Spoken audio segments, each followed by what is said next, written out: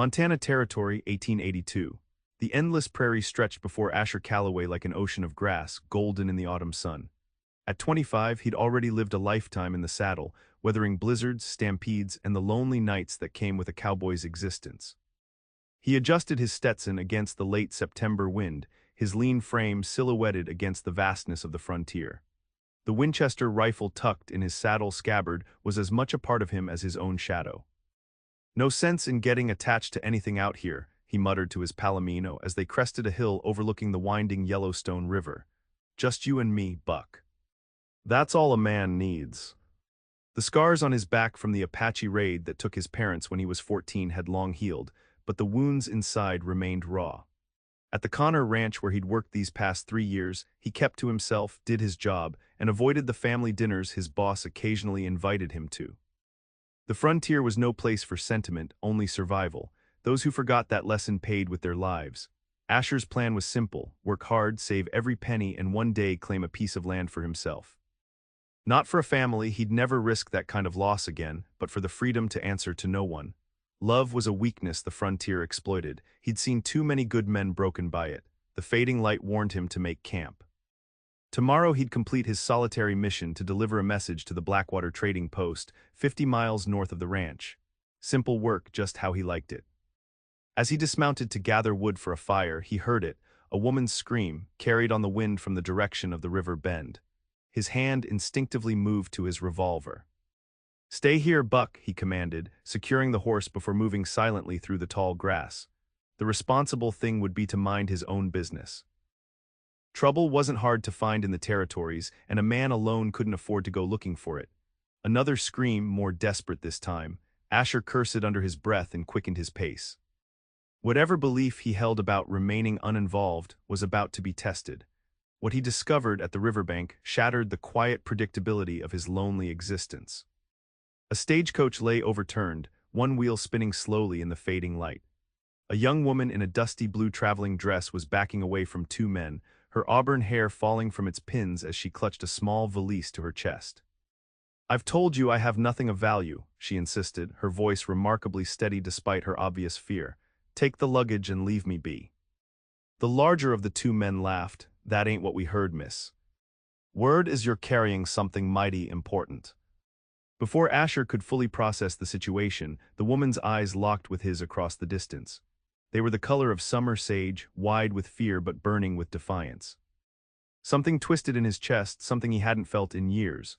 "Drop your weapons," Asher called out, stepping from his cover with his Colt aimed steadily. "The lady asked you to leave." The ensuing confrontation was brief but violent. When it ended, Asher stood over two unconscious outlaws, his knuckles bloody and his breathing heavy.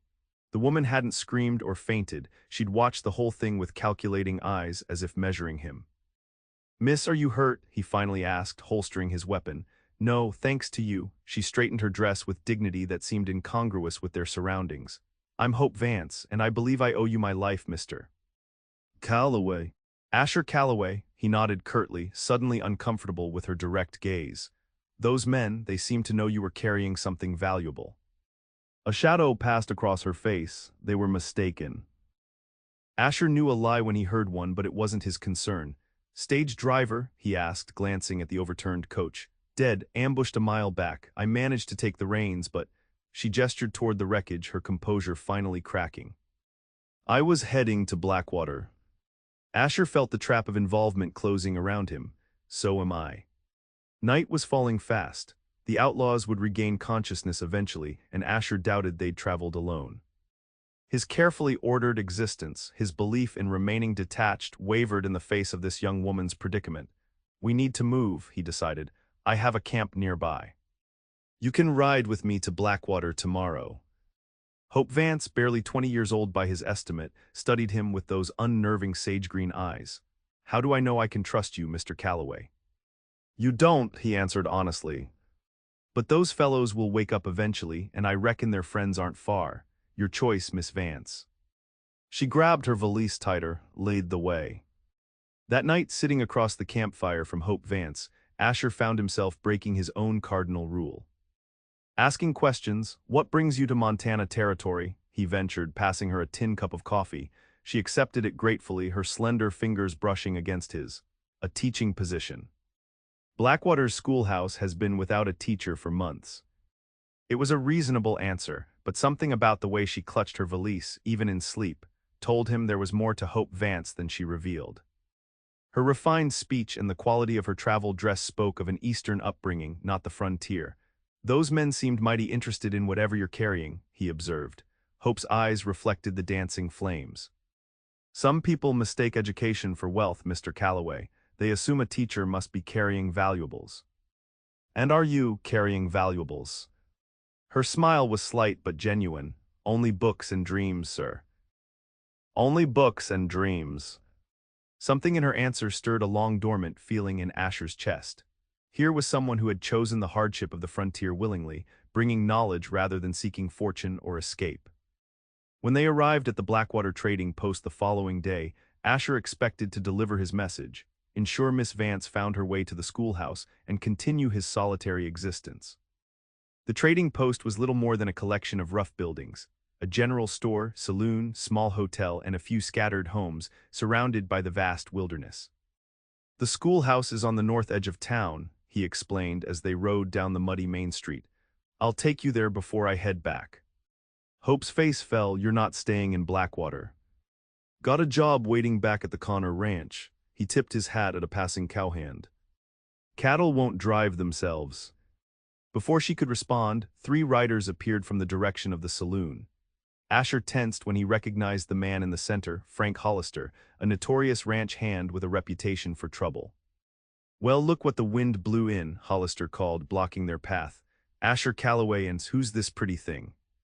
Hope straightened in the saddle behind Asher. "Miss Vance, the new schoolteacher." Hollister's smile didn't reach his eyes. "Schoolteacher, eh? Awful pretty for teaching letters." His gaze shifted to her valise. "Heard about a stagecoach robbery yesterday. 2 men found knocked senseless." Asher's hand moved closer to his holster. "Is there something you need, Hollister?" The tension crackled between them until the trading post owner, Jacob Mercer, emerged from his store. "Calloway, about time you got here." "Connor's been waiting on that response for days." Hollister spat in the dirt. "We'll catch up later, schoolteacher." With a pointed look at Asher, he and his companions rode off. Mercer approached, wiping his hands on his apron. "Who's your friend, Calloway?" "Miss Hope Vance, new schoolteacher." Asher dismounted and helped Hope down, trying to ignore the unfamiliar electricity that sparked when his hands circled her waist. "Thank the Lord," Mercer exclaimed. "The children have been running wild for months. Mrs. Foster's been trying to keep up with lessons, but with 6 young uns of her own." Hope smiled warmly. "I'm eager to begin. Could you direct me to the schoolhouse?" "Schoolhouse is there," Mercer pointed to a small building at the end of the street, "but your quarters aren't ready yet. Mrs. Foster was supposed to prepare them, but her youngest came down with fever yesterday." Asher saw the flicker of concern cross Hope's face. "Is there a hotel?" Mercer glanced toward the dilapidated building that served as Blackwater's only accommodation.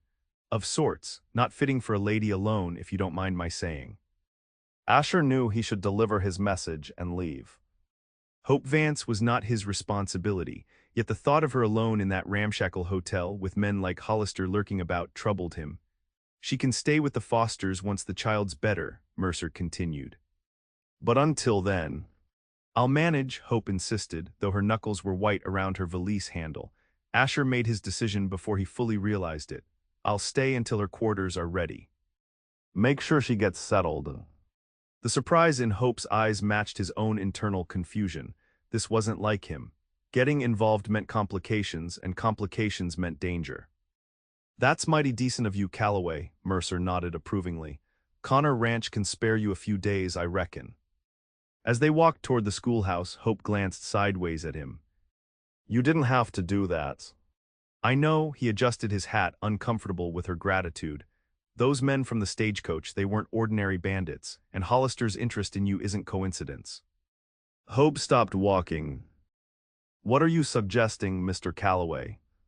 "I'm suggesting that a schoolteacher with nothing but books and dreams doesn't usually attract that kind of attention." His voice was low, ensuring no one passing could hear. "I'm not asking what you're running from, Miss Vance, but I've seen enough to know when someone's carrying secrets."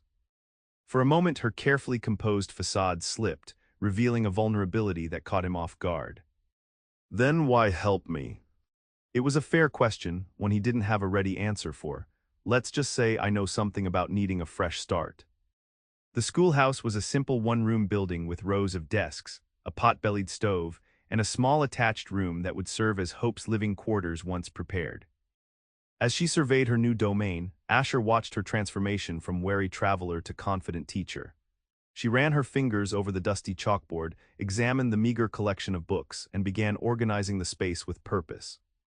"It's perfect," she declared, and the genuine joy in her voice stirred something in him, a reminder of possibilities he'd long since abandoned. For the next 3 days, Asher found himself drawn into Hope's world. He repaired the schoolhouse roof, fixed the broken desks, and chopped enough firewood to last through the coming winter. In the evenings, he escorted her to dinner at the trading post, where her charming conversation and genuine interest in the townspeople quickly won them over. To his surprise, Asher found himself talking more than he had in years.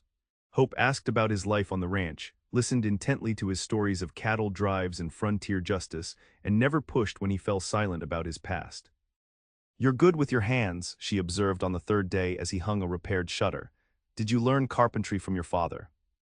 The mention of his father usually caused Asher to withdraw, but something about Hope's gentle inquiry made him answer honestly. "He was building us a proper house when the raid happened," he found himself saying. "I was 14, learned most of what I know after, working odd jobs to survive." Hope stopped arranging books. "I'm so sorry." "It was a long time ago." He hammered a nail with more force than necessary. "Learned early that getting attached to people only leads to pain." "Is that why you keep everyone at a distance? Even at the Connor Ranch?" He paused, meeting her perceptive gaze. "The frontier doesn't reward sentiment, Miss Vance. Men who forget that don't last long." "And women," she challenged softly. "What about us?" Before he could answer, Jacob Mercer burst into the schoolhouse. "Calloway, riders coming, looks like the same fellows who robbed the Billings stagecoach. Sheriff's out of town and they're heading straight here." Asher grabbed his rifle. "Hope, stay inside and lock the door." She clutched his arm. "They're coming for me, aren't they?" Their eyes met, and in that moment, the walls he'd built crumbled just enough to admit the truth, that in 3 short days, Hope Vance had become someone he couldn't bear to lose. "What are you carrying that's worth killing for?" he asked urgently. Hope hesitated, then reached for her valise. From a hidden compartment, she withdrew a leather pouch. "Evidence. Banking records that prove Judge Langston and his partners have been stealing from mining claims across 3 territories." Asher stared at the innocuous-looking documents. "You're a schoolteacher with banking records that could hang a federal judge." "I was a bookkeeper at Langston's bank in Denver before I trained as a teacher," she explained quickly. "When I discovered the discrepancies, I took these as insurance. I didn't know they'd find me so quickly." The sound of approaching horses spurred Asher into action. Back door now. They slipped out the rear of the schoolhouse just as 6 riders thundered into town. Crouching behind the woodpile, Asher formulated a desperate plan. "We need to split up. I'll create a diversion while you get those documents to Mercer. He can hide them until the sheriff returns." "They'll kill you," Hope protested, her eyes wide with fear. "I've survived worse odds." He checked his ammunition. "When you hear shooting, run for the trading post." "I'm not leaving you to face them alone," she insisted. "This isn't your fight, Hope." "It became yours the moment you decided to help me." She squeezed his hand. "I've been running for weeks. I'm tired of being afraid." Something about her courage, her refusal to abandon him, broke through the final barriers around Asher's heart. Without thinking, he pulled her close and kissed her, briefly but intensely. "Stay alive," he whispered against her lips. "I'll find you." The ensuing confrontation with the outlaws transformed the quiet trading post into a battlefield. Asher's diversionary tactics worked initially, drawing the men away from Hope's position. But when 2 outlaws circled back toward the schoolhouse, Hope was forced to defend herself with a determination that both terrified and impressed Asher. The townspeople, roused by the commotion, joined the fight. By the time Sheriff Parker returned hours later, 3 outlaws were dead, 2 captured, and 1 had fled into the wilderness. In the aftermath, as Doc Wilson tended to Asher's bullet-grazed shoulder, Hope refused to leave his side. Her hand in his anchored him through the pain, her presence a comfort he denied himself for too long. The documents are safe, Sheriff Parker confirmed later that evening. Telegraph went out to the federal marshal in Helena. They're sending someone to collect both the evidence and the prisoners. Hope's relief was palpable but short-lived. Judge Langston has connections everywhere, I'll never be safe. You will be, Asher stated with a certainty that surprised even him. I'll make sure of it. For the first time in over a decade, Asher Calloway had found someone worth fighting for. The belief that had guided his existence, that attachment meant vulnerability, that love was a weakness, now seemed hollow in the face of Hope's courage. 2 weeks later, with Judge Langston in custody and Hope officially installed as Blackwater's schoolteacher, Asher faced a decision. His responsibilities at the Connor Ranch were waiting, his solitary existence beckoning him back. On his last evening in Blackwater, he found Hope on the schoolhouse porch, watching the sunset paint the distant mountains gold. The children adore you already, he observed, leaning against the railing beside her. Mercer says enrollment's doubled since you started teaching. Hope smiled, but it didn't reach her eyes. When do you leave for the ranch? First light, he studied her profile, memorizing the curve of her cheek, the determined set of her jaw. Unless I had a reason to stay. She turned to face him fully, her sage-green eyes searching his. What kind of reason would that be, Asher Calloway? The only kind worth changing a man's plans for. He took her hands in his. I spent 10 years believing that caring for someone was a weakness I couldn't afford, that the frontier would punish any man foolish enough to open his heart. Hope stepped closer. And now I know that facing this wild country alone isn't strength, it's just surviving. His voice dropped to a whisper. I don't want to just survive anymore, Hope, I want to live. Her smile bloomed slow and beautiful. Are you asking me something, Mr. Calloway? Not yet, he admitted with honesty that once would have terrified him. But I'm asking for time to court you properly, to build something real. Connor offered me the foreman position last month. It comes with a cabin of my own, just 7 miles from Blackwater. Hope's eyes glistened. 7 miles is a long ride for courting. Not when the destination matters. He brushed a strand of auburn hair from her face. I've been riding lonely trails all my life, Hope. For the first time, I've found a path worth following. The following spring, as wildflowers painted the Montana prairie in a riot of color, Asher Calloway and Hope Vance were married in the Blackwater schoolhouse. The entire town attended, along with the Connor family and the ranch hands who had become Asher's reluctant friends over the winter months. The cabin Asher built for them stood halfway between the Connor Ranch and Blackwater, allowing Hope to continue teaching while Asher managed the ranch operations. It was a simple structure but sturdy, designed to withstand both winter blizzards and the passage of time. On their wedding night, as they sat on their porch watching the stars emerge over the vast Montana sky, Hope rested her head on Asher's shoulder. Did you ever imagine your life would turn out this way? She asked softly. Asher's arm tightened around her waist. Not until you appeared. I was so certain the frontier had no place for love, that caring for someone just made you vulnerable. And now, he turned to face his wife, marveling at how completely she had transformed his existence. Now I know that facing the frontier alone is the real vulnerability. Everything I thought made me strong, my isolation, my self-reliance, was just fear wearing a different mask. Hope kissed him tenderly. We're stronger together. That's the lesson the frontier teaches, if you're willing to learn it.